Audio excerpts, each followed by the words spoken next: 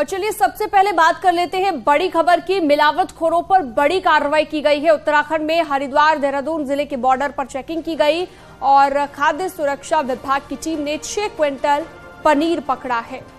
आशंका जताई जा रही है कि यह पनीर मिलावटी है। दिल्ली नंबर की गाड़ी में पनीर देहरादून की ओर लाया जा रहा था। टीम ने पनीर के सैंपल लेकर लैब जांच के लिए भेज दिए हैं। खाद्य सुरक्षा अधिकारी का कहना है कि लगातार सैंपल इनकी कार्रवाई की जा रही है।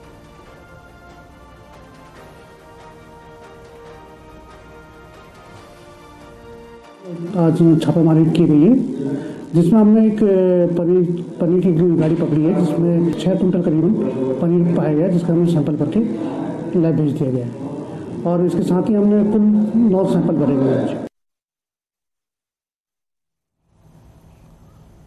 उत्तरकाशी में संगम चट्टी मार्ग पर वन विभाग की एक गाड़ी गहरी खाई में गिर गई। हादसे में बाड़ाहाट रेंज के रेंजर की मौके पर ही मौत हो गई। फॉरेस्टर और फॉरेस्ट गार्ड हादसे में गंभीर रूप से घायल हो गए, जिन्हें 108 के जरिए जिला अस्पताल ले जाया गया, जहां पर उनका इलाज चल रहा है। मृतक रेंजर उत्तरकाशी की गजना पट्टी का रहने वाला बताया गया है।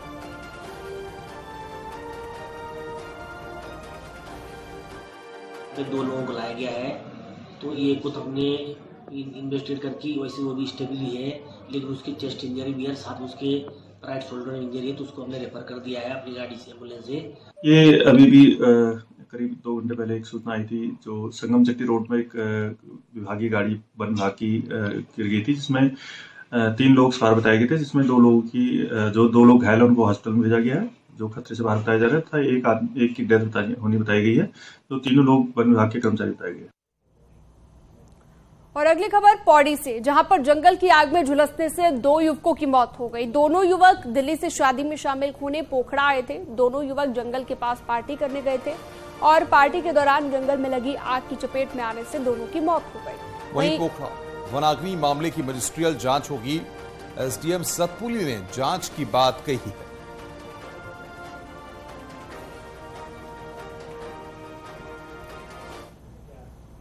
चमोली में बद्रीनाथ नेशनल हाईवे एक बार फिर से बंद हो गया है। कंचनगंगा के पास सड़क कटिंग के दौरान पहाड़ का आधा हिस्सा टूटकर सड़क पर आ गया, जिसके बाद हाईवे बंद है। तो वहीं टीम हाईवे को खोलने के काम में जुटी हुई है। इससे पहले हनुमान चट्टी के पास भी बार बार पहाड़ी से मलबा गिरने से सड़क बाधित हो रही थी और अब कंचनजंगा के पास सड़क बाधित हो गई है।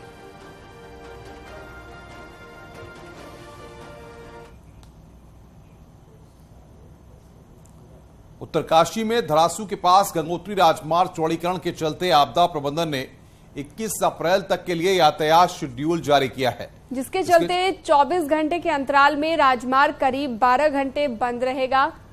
पहाड़ी कटिंग के दौरान गंगोत्री हाईवे सुबह 10 से 12 बजे तक और दोपहर 3 से 5 बजे तक बंद रहेगा। इसके अलावा रात को 10 से सुबह 6 बजे तक हाईवे पूरी तरह बंद रहेगा।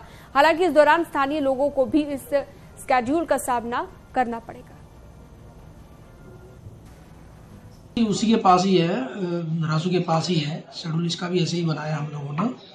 इसमें भी प्रातः 10 बजे से लेके 12 बजे तक है और फिर 3 बजे से लेके 5 बजे तक है और 10 बजे से प्रातः 6 बजे तक है। गाजियाबाद से अगली खबर, जहां पर उत्तराखंड के पूर्व मुख्यमंत्री विजय बहुगुणा के बेटे साकेत बहुगुणा सहित 18 लोगों पर एफआईआर दर्ज की गई है। कोर्ट के आदेश पर शुप्रा ग्रुप ने दर्ज कराई जालसाजी की धाराओं में एफआईआर। इंडिया बुल्स और M3M पर जालसाजी कर करोड़ों की धोखाधड़ी का आरोप लगा है। इंडिया बुल्स कंपनी पर निर्धारित लोन से कम लोन देकर प्रॉपर्टी हड़पने का आरोप लगा है। नोएडा के सेक्टर 128 में मौजूद प्लॉट को हथियाने के लिए और फर्जी दस्तावेज तैयार कर शिप्रा मॉल को बेचने की कोशिश करने का आरोप है।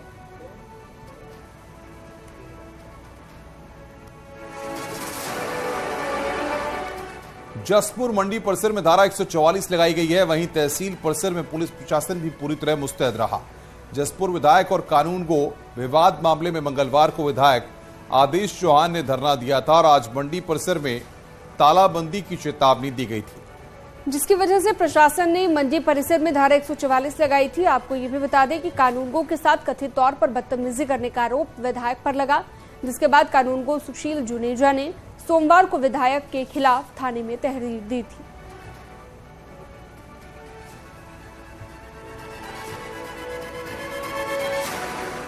माननीय विधायक जी का कल यहाँ पर धरना प्रदर्शन था और उनके द्वारा ही आह्वान किया गया था कि आज हमारे द्वारा तहसील में तालाबंदी की जाएगी और इसी को देखते हुए धारा 144 यहाँ पर लागू की गई है। उत्तराखंड कांग्रेस के मसले सुलझाने 14 अप्रैल को दिल्ली से कांग्रेस नेता पीएल पुनिया आएंगे। विधानसभा चुनाव की हार और प्रदेश अध्यक्ष के 1 साल के कार्यकाल पर जिस तरह सवाल उठने शुरू हुए हैं वो विवाद बढ़ता ही जा रहा है। वहीं दिल्ली से आने वाले नेताओं के बारे में हरीश रावत और प्रीतम सिंह को कोई जानकारी तक नहीं है।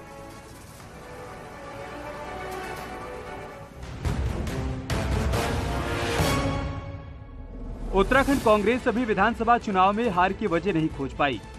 सिर पर निकाय और लोकसभा चुनाव आ गया, पर दिल्ली से 14 अप्रैल को ऑब्जर्वर आगे की रणनीति बनाने नहीं, नेताओं के झगड़े सुलझाने आ रहे हैं।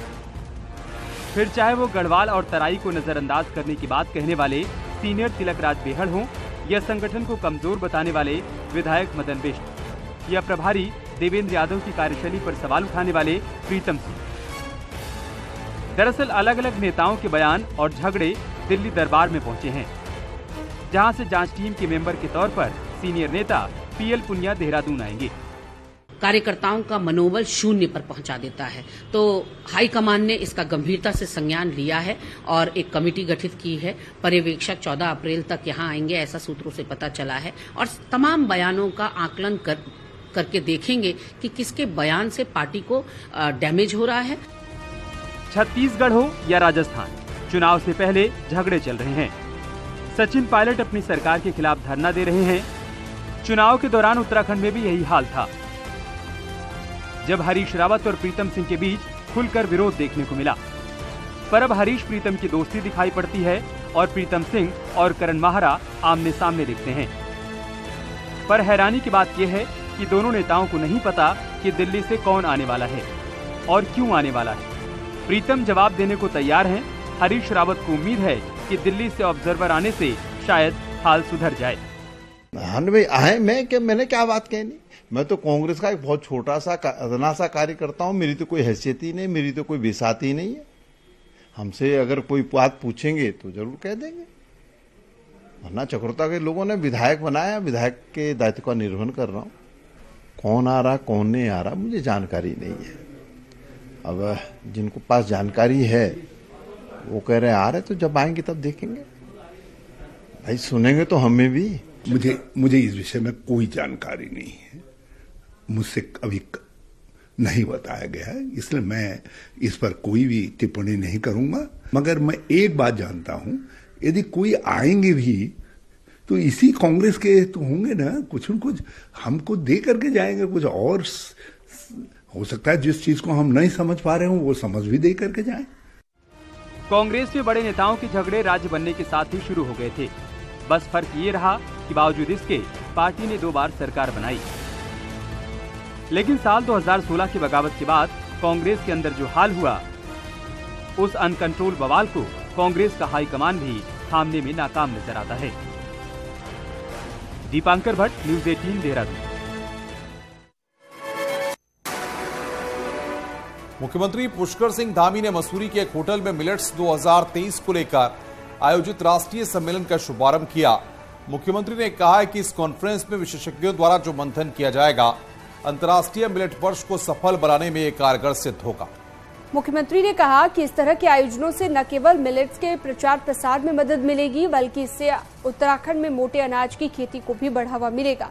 कृषि मंत्री ने कहा कि मई में देहरादून एवं हल्द्वानी में मिलेट्स को बढ़ावा देने के बड़े आयोजन किए जाएंगे। 2025 तक मिलेट उत्पादन को दोगुना करने का लक्ष्य रखा गया है।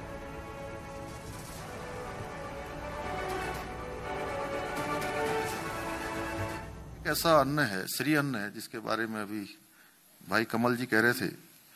ये श्री अन्न हर प्रकार की जो शरीर के अंदर चाहे प्रोटीन की आवश्यकता है या पोषक तत्वों की आवश्यकता है, उसको पूरा करने का काम करता है। आगे बढ़ते हैं। योग गुरु स्वामी रामदेव ने बड़ा राजनीतिक बयान देते हुए कहा है कि देश की जनता ने अब ठान लिया है, जो सनातन के समर्थक हैं उन्हीं को सत्ता सौंपी जाएगी और सनातन विरोधियों की 2024 के चुनाव में विदाई हो जाएगी। स्वामी रामदेव ने कहा कि विपक्षी पार्टियों की विचारधारा में काफी अंतर विरोध है, इसलिए विपक्ष कभी एकजुट नहीं हो सकता और न ही किसी और पार्टी के पास प्रधानमंत्री नरेंद्र मोदी जैसा चेहरा है। तो विपक्ष एकजुट हो ही नहीं सकता, क्योंकि उनके अपने राजनीतिक स्वार्थ, उनकी जो पॉलिटिकल आइडियोलॉजीज और एक अलग प्रकार का सबके अंदर विद्वेष है, उनकी एकता असंभव है। और दूसरी बात, मोदी जी जैसा कोई चेहरा उनके पास में नहीं है। तीसरी बात, पूरे देश में सनातन का गौरव इस तरह से बढ़ा हुआ है कि सारे देश ने ये स्वीकार कर लिया है, जो सनातन के समर्थक हैं उन्हीं के हाथों में देश की सत्ता देंगे, और जो सनातन के विरोधी हैं या सनातन को जिन्होंने नेपथ्य पर रखा, अब उनका राजनीतिक मोक्ष और ज्यादा हो जाएगा इस बार के 2024 के चुनाव। केदारनाथ के कपाट 25 अप्रैल को खुलने जा रहे हैं, लेकिन उससे पहले ही न्यूज 18 की टीम केदारनाथ धाम पहुंच गई है और वहां पर यात्रा की तैयारियों का जायजा लिया। कपाट खुलने से पहले केदारनाथ से ये एक्सक्लूसिव तस्वीरें सिर्फ न्यूज 18 आपको दिखा रहा है। केदारनाथ धाम में इस तरफ चारों ओर बर्फ ही बर्फ दिखाई दे रही है।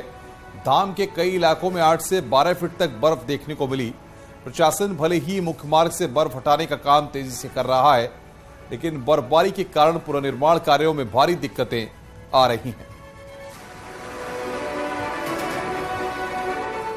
मात्र कुछ ही दिनों में बाबा केदारनाथ के कपाट आम श्रद्धालुओं के लिए खुलने जा रहे हैं, जिसकी तैयारियों का जायजा लेने न्यूज 18 केदारनाथ धाम पहुंच चुका है। आप देख सकते हैं कि पूरे धाम में चारों तरफ सफेद बर्फ की चादर से पूरा धाम लिपटा पड़ा है। यहाँ पे जो लोग जो काम कर रहे हैं उनको भी काफी दिक्कतों का सामना करना पड़ रहा है, क्योंकि ये जो बर्फ है ये करीब 3 से 4 फीट तक ये बर्फ अभी है। और भले ही जो रास्ते हैं, रास्ते में प्रशासन ने ये रास्ते से बर्फ हटाने का काम शुरू कर दिया है। रास्ते से कई जगह से बर्फ हटाई भी गई है, लेकिन अभी आप देख सकते हैं कि ये केदार डोंग स्वर्गारोहणी का ये पूरा इलाका है। ये JNBN यानी गढ़वाल मंडल विकास निगम के ये पूरे यहाँ पे कॉटेजेस हैं, लेकिन आप देख सकते हैं कि सभी कॉटेजेस बर्फ से पूरे लबालब हो चुके। करीब 8 से 10 फीट ये पूरी बर्फ है और इसको हटाने के लिए अब प्रशासन जोरों पे लगा है, क्योंकि कुछ ही दिन बचे हैं केदारनाथ धाम के कपाट खुलने के लिए। और JNBN का जो ये यहाँ पे ये सेटअप है, ये यात्रा के दौरान सबसे अहम भूमिका निभाता है, क्योंकि यात्रियों को ठहराने की जो व्यवस्था की बात की जाती है वो गढ़वाल मंडल विकास निगम के पास सबसे ज्यादा व्यवस्था रहती है। आज से भगवान बद्री विशाल के कपाट खुलने की परंपरा का श्री गणेश हो गया है। सदियों पुरानी परंपरा के तहत आज टिहरी राज परिवार से जुड़ी महिलाओं ने हाथों से तिलों का तेल निकाला, और इसी को लेकर एक रिपोर्ट आपको दिखाते हैं।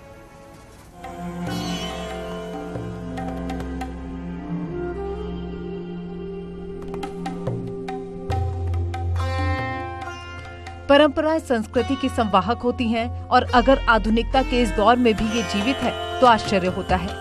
उत्तराखंड में टिहरी नरेश के नरेंद्र नगर स्थित राजमहल में आज भी भगवान बद्रीनाथ के श्रृंगार और पूजा के लिए तिलों का तेल निकालने की गाड़ू घड़ा परंपरा निभाई जा रही है। पीले वस्त्रों से सजी सुहागिन महिलाओं ने तिलों का तेल निकाला और हम लोग सब मिलकर करते हैं। बिकॉज दिस इज बहुत पूजा के बारे में मैं बहुत स्ट्रिक्ट हूँ और इसलिए बहुत ही लिमिटेड लोग हम बुलाते हैं, क्योंकि इसमें कि अगर कोई परिवार में डेथ हुआ है किसी का, जैसा उस टाइप लोग आ नहीं सकते। ये नहीं कि हम बुलाना नहीं चाहते ऐसा, क्योंकि बहुत बार हुआ है। कम से कम साल में एक बार तो मैं लकी हूँ कि मैं तेल निकाल रही हूँ। हमारे घर से तेल निकलता है, सुहागन लेडीज आती हैं, हम सब मिलकर निकालते हैं, फिर गप्पे शप्पे होते हैं और फिर भगवान को तेल हमारे घर से चढ़ता है। तो आई थिंक बहुत लकी है। सुबह से ही व्रत रखकर भगवान की सेवा के लिए दूर दराज से आई ये महिलाएं किसी न किसी रूप में राजमहल की इस परंपरा से जुड़ी हुई हैं और तिलों के तेल का कपाट खुलने पर भगवान बद्री विशाल के श्रृंगार और अभिषेक में इस्तेमाल होता है। ऐसे सुहागिन महिलाओं के द्वारा, जो हमारी नरेंद्र नगर क्षेत्र की सुहागिन महिलाओं के द्वारा यहाँ पर तिलों का तेल महारानी के सानिध्य में पिरोया जाता है। वो तिलों का तेल जब हम भगवान बद्री विशाल को, जिनका नित्य अभिषेक होता है, सुबह जब पूजा होती है, पूजा के उपरांत अभिषेक होता है, अभिषेक के बाद उसमें नित्य उसका लेपन किया जाता है। सदियों से चली आ रही इस परंपरा को टिहरी राज परिवार बखूबी निभाता चला आ रहा है। क्योंकि अभी तक देव पूजा हो रही थी, अब मानव पूजा होने जा रही है, जिसकी तैयारियां यहां शुरू हो चुकी है। ऋषिकेश से आशीष डोभाल, न्यूज़ 18। केदारनाथ यात्रा के इस साल अब तक 3,800 घोड़े खच्चरों का रजिस्ट्रेशन हो चुका है। ये बात पशुपालन मंत्री सौरभ बहुगुणा ने कही है और बताया है कि रुद्रप्रयाग का प्रभारी मंत्री होने के नाते वो यात्रा को लेकर 16 मीटिंग अब तक कर चुके हैं। वहीं पिछले साल यात्रा में घोड़े खच्चरों की मौत को देखते हुए इस बार गौरीकुंड में जहां 2000 घोड़ों के लिए शेड बनाया गया है, गर्म पानी चारे के साथ वेटरनरी डॉक्टर भी बढ़ाए गए हैं। पशुपालन मंत्री ने माना है कि पिछली बार बीमार घोड़ों का भी रजिस्ट्रेशन कर दिया गया था, लेकिन इस बार जानवरों के साथ ज्यादती करने वाले पर केस दर्ज किया जाएगा।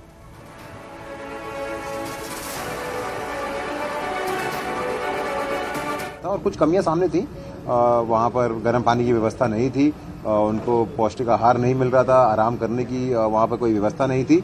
लेकिन इस बार यात्रा शुरू होने से पहले हमने लगभग 16 समीक्षाएं बैठकें करी हैं। मैं खुद रुद्रप्रयाग 3-4 बार होके आया हूं, वहां पर समीक्षा बैठकें करी हैं और हमने इस बार अच्छी व्यवस्थाएं खड़ी करने का काम किया है। बागेश्वर के कांडा में मां कालिका मंदिर को बचाने के लिए डीएम ने मंगलवार को माइन संचालक को खनन रोकने के आदेश दिए थे, लेकिन डीएम के आदेशों का पालन होता नहीं दिख रहा है। बुधवार को भारी भरकम मशीनें चलती रही, लेकिन प्रशासन की ओर से इस पर कोई कार्रवाई नहीं की गई। डीएम ने एक बार फिर से मशीनें बंद करवाने की बात कही। आदेश के बाद मशीनें चलने की जानकारी देने से पहले तो मना किया गया और मशीनें बाद में चलने पर कार्रवाई करने की बात कही गई। बसावट काफ़ी ज़्यादा है, तो उस तरह मकानों को भी नुकसान हो सकता है, तो इसके लिए एक बहुत सर्वेक्षण जरूरी है। तब तक के लिए उसको बंद रखने के, मशीनों से बंद रखने के आदेश दिए। जो उनका माल है वो मैनुअली उठा सकते हैं, बट अभी मशीन वहाँ पर बिल्कुल प्रोहिबिटेड रहेंगी जब तक वो हमारा ठीक नहीं हो जाता, जब तक हमें ये रिपोर्ट नहीं मिल जाती क्या उपाय करके इसको चलाया जाए या बंद किया जाए।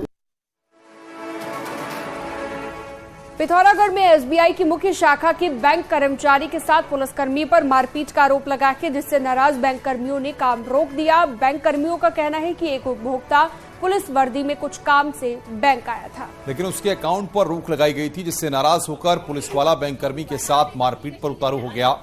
घटना के बाद पुलिस ने मौके पर पहुंचकर मामले को शांत किया, साथ ही आरोपी पुलिसकर्मी के खिलाफ उचित कार्रवाई का भरोसा भी दिलाया। इंक्वायरी चेक करने के बाद उसके खाते में 4,000 समथिंग बैलेंस था। मैंने उसको आप लोन लिए हो? बोला हाँ लोन लिया हूँ। तो इससे आपको क्या मतलब? मैंने आपके खाते में रोक लगी, आप लोन वाले से मिल लीजिए, इसको वोट डालिए, मिल जाएगा पैसा। तो उसने मारपीट में उतराता है और उसने मेरे काउंटर पर हाथ चला रखा मुझ पर और फुटेज आपके सामने। हरिद्वार में केंद्रीय विद्यालय में एडमिशन न किए जाने से नाराज होकर अभिभावकों ने छात्रों के साथ धरना शुरू कर दिया है। बीएचईएल स्थित केंद्रीय विद्यालय प्रबंधन ने कक्षा 1 में एडमिशन बंद कर दिया है, जिस पर अभिभावकों ने केंद्रीय विद्यालय को बंद कर दिए जाने की साजिश का आरोप लगाया है।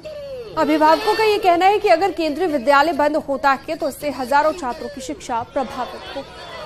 माताओं बहनों बच्चों के माध्यम से जब तक सरकार हमें ये श्योरिटी नहीं देती कि स्कूल बंद नहीं होगा और कक्षा 1 में प्रवेश शुरू नहीं करेंगे, तब तक हमारा ये धरना और जो भी हम आगे कर सकते होंगे स्कूल को रोकने के लिए वो सब करेंगे।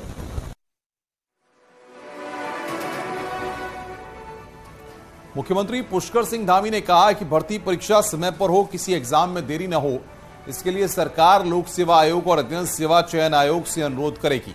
उन्होंने कहा है कि आयोग पहले ही अपना कैलेंडर जारी कर चुका है और उसी के तहत परीक्षाएं कराई जाएंगी। मुख्यमंत्री पुष्कर सिंह धामी ने कहा कि अगर परीक्षाओं में देरी होगी तो बहुत से युवा ओवर एज हो सकते हैं, इसलिए समय पर एग्जाम जरूरी है। जो हमारे परीक्षार्थी प्रतिभागी भाग लेने वाले हैं उनके एक दिन का भी समय बर्बाद नहीं होना चाहिए, क्योंकि अगर समय आगे चला जाएगा तो बहुत सारे प्रतिभागी ऐसे हैं जिनको ओवर एज हो जाएंगे, आयु सीमा बढ़ जाएगी, तो उनको परीक्षाओं में भाग लेने से वंचित रह जाएंगे।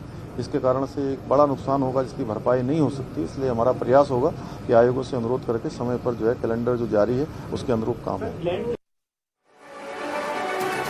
भारत और नेपाल भले ही दो अलग अलग मुल्क हों, लेकिन इन मुल्कों के रिश्ते हमेशा ही देश के एक जैसे ही रहे हैं और यही वजह है कि उत्तराखंड के बॉर्डर इलाकों में इन दिनों मुल्कों के नागरिकों में सदियों से रिश्तों की बागडोर बंधी हुई है।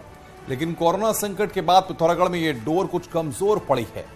आखिर क्या ये पूरा मामला है, आइए इस रिपोर्ट के जरिए आपको दिखाते हैं। भारत और नेपाल के बीच सदियों से रोटी बेटी के रिश्ते कायम हैं। शादी हो या फिर त्योहार, दोनों मुल्कों के नागरिक एक दूसरे से सीधे जुड़े रहते हैं। लेकिन कोरोना संकट के बाद पिथौरागढ़ की हल्दू घाटी में दोनों मुल्कों के बीच एक दूरी बनी हुई है। असल में भारत और नेपाल को काली नदी बांटती है और यहाँ लोगों की आवाजाही के लिए एक बोट चला करती थी। लेकिन बीते 3 सालों से नदी पर इस बोट का संचालन बंद है, जिससे रोटी बेटी के रिश्तों को निभा पाना बॉर्डर के लोगों के लिए मुश्किल हो रहा है। ये क्षेत्र जो है हमारा सेल, सल्ला, हिमतड़, निसनी, सिमली, ये लगभग 4-5 हजार की आबादी है।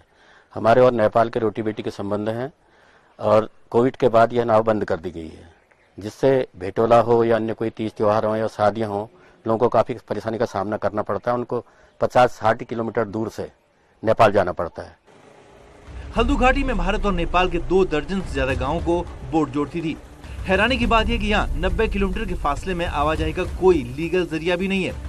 इस बॉर्डर पर झूलाघाट के बाद 90 किलोमीटर दूर टनकपुर में ही इंटरनेशनल पुल मौजूद है। ऐसे में दोनों मुल्कों के नागरिकों की आवाजाही का जरिया सिर्फ नाव ही है। नेपाल सरकार फिर से नाव चलाने के लिए पहले ही सहमति जता चुकी है, लेकिन भारत की ओर से अभी भी हजारों लोगों को हरी झंडी मिलने का इंतजार है। इसमें नेपाल एडमिनिस्ट्रेशन से हम लोगों के यहाँ एक लेटर भेजा गया था उस बोट को चलाने के लिए। उसमें एसएसबी से भी हम लोगों के पास फीडबैक आया था उस बोट को चलाने के लिए। हम लोगों ने यहाँ से शासन को रेफर किया है, होम डिपार्टमेंट को। वहाँ से जैसे ही परमिशन मिलेगी हम लोग यहाँ से शुरू कर देंगे। उत्तराखंड में नेपाल से सटे बॉर्डर पर दोनों मुल्कों के बीच आवाजाही के लिए 12 पुल मौजूद हैं, लेकिन हैरानी की बात है कि इनमें 10 पुल झूलाघाट से तवाघाट बॉर्डर की ओर हैं। लिहाजा 90 किलोमीटर के दायरे में रहने वाले दोनों मुल्कों के लोगों के लिए आज भी आवाजाही किसी चुनौती से कम नहीं है। न्यूज़ 18 के लिए पिथौरागढ़ से विजयवर्धन उप्रेती की रिपोर्ट। बागेश्वर में पहली बार आयोजित 3 दिवसीय नेशनल पैराग्लाइडिंग प्रतियोगिता का आगाज हो गया है। जालेक के पहाड़ से उड़ान भरकर पायलट केदारेश्वर मैदान पहुंचे। अनुरोध करूंगा सभी तालियों। जिला पर्यटन विभाग भी बागेश्वर में साहसिक खेलों की अपार संभावनाएं देख रहा है। जिले में ट्रैकिंग के साथ ही राफ्टिंग और पैराग्लाइडिंग के लिए बेहतर माहौल बनाया जा रहा है। लैंडिंग करी है। उत्तराखंड में पैराग्लाइडिंग एक्यूरेसी चैंपियनशिप हो रही है, जो कि इसमें लगभग हमारे 31 पायलट्स ने प्रतिभाग किया है। 49 रजिस्ट्रेशन हुआ था, लेकिन कुछ लोग नहीं आ पाए हैं।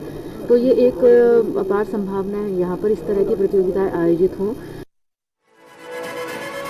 नैनीताल में गुरिल्ला संगठन ने अपनी विभिन्न मांगों को लेकर प्रदर्शन किया है। तल्लीताल से लेकर गुरिल्लाओं ने रैली निकाली है और राज्य के साथ साथ केंद्र सरकार के खिलाफ भी नारेबाजी की, प्रदर्शन किया।